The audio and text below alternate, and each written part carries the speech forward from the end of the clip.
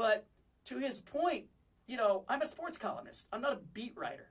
I'm not going to be in that locker room 82 games a year. I might not be in that locker room 7 games in a year.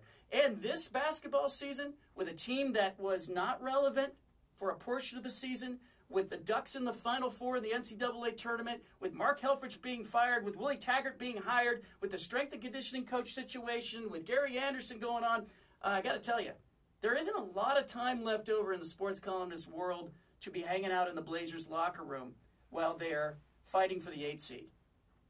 That's just the reality of the media world.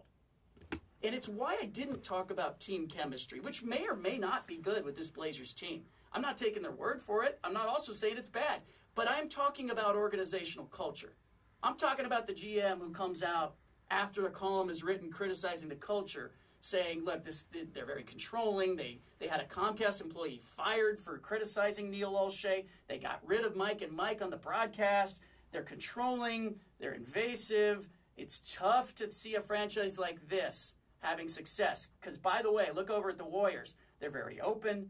They're accessible. They've got star players that are walking around shaking the hands of the security guards and the ball boys.